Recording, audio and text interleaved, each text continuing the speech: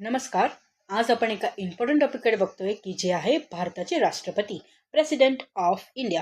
भारताचे राष्ट्रपती हे देशाचे प्रथम नागरिक व घटनात्मक प्रमुख आहेत आणि भारताच्या संघराज्याचे सर्व कार्यकारी अधिकार हे राष्ट्रपतीकडे असतात. तर कलम 52 मध्ये भारताला एक राष्ट्रपती असेल अशी तरतूद केलेली आहे आणि कलम 53 मध्ये संघाचे कार्यकारी अधिकार हे राष्ट्रपतीकडे असतील अशी तरतूद केलेली आहे.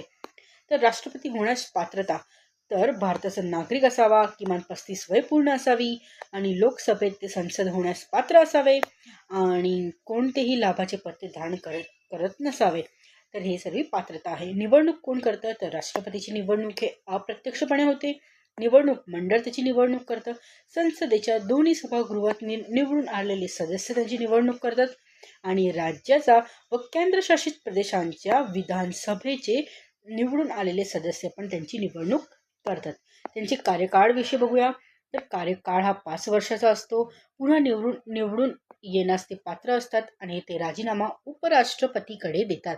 शपथ भारताचे सरन्यायाधीश राष्ट्रपतींना शपथ देतात आणि सरन्यायाधीश नसले तर आपले सर्वोच्च न्यायालयाचे ज्येष्ठ न्यायाधीश त्यांना शपथ देतात. कार्यकारी अधिकार कुठले आहे तर पंतप्रधानाची नियुक्ती, मंत्रिमंडळाची नियुक्ती, राज्यपालची नियुक्ती, न्यायाधीश, महाभिलेखाची नियुक्ती, CAG नियुक्ती हे करतात. संसदेचे अधिवेशन बोलवणे व स्थगित करणे, विधेयक मंजूर करणे, अध्यादेश काढणे हे सर्व त्यांचे विधायी अधिकार आहे.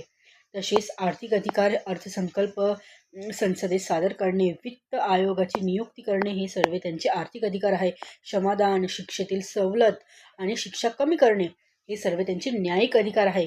तसेच आणीबाणीचे अधिकार म्हणजे राष्ट्रीय आणीबाणी त्या आणू शकतात जेव्हा राज्यातील घटनात्मक यंत्रणा अपयशी ठरल्या तेव्हा किंवा मग आर्थिक आणीबाणी पण ते आणू शकतात. तसंच महाभियोग विषय बघितलं तर संविधानाचे उल्लंघन केल्यास राष्ट्रपतीवर महाभियोग चालवला जाऊ शकतो.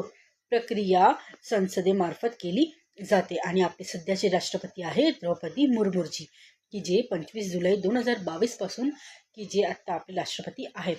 तर असेच नवनवीन व्हिडिओ पाहण्यासाठी यशस्वी शाळेच्या यूट्यूब चॅनलला सबस्क्राईब करा, इंस्टाग्रामला फॉलो करा आणि तुमच्या फ्रेंड्सबरोबर पण शेअर करा. धन्यवाद.